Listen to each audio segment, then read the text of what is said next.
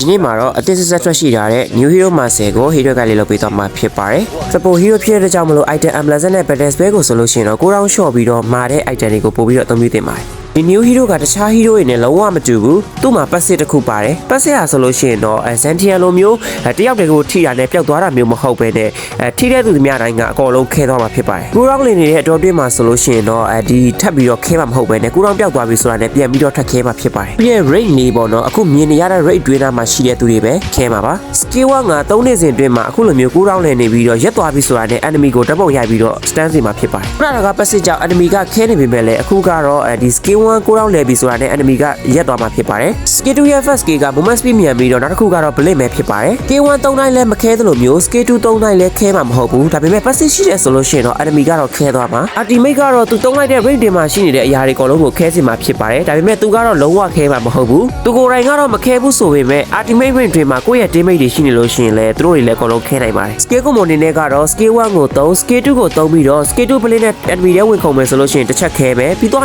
ultimate နဲ့တစ်ချက်ထပ်ခဲရမယ်ဆိုလို့ရှိရင်တော့ပို့ပြီးတော့အဆင်ပြေမှာဖြစ်ပါတယ်။ဒီကိုမိုကိုတော့တသမတ်တဲ့သုံးပြရမှာမဟုတ်ဘဲနဲ့ကိုယ်အဆင်ပြေတယ်လို့သုံးပြရမှာဖြစ်ပါတယ်။ဒီလောက်ဆိုလို့ရှိရင်တော့ New Hero နဲ့ပတ်သက်ပြီးတော့နည်းနည်းလောက်တော့သိသွားလောက်ပြီးထင်ပါတယ်။မှားရလေးမဲ့ပါသားပဲဆိုလို့ရှိရင်လည်းနားလည်ပေးချဖို့အတွက်မြေတားရိုက်ကချင်ပါတယ်။အားလုံးကိုကျေးဇူးများတင်ပါတယ်။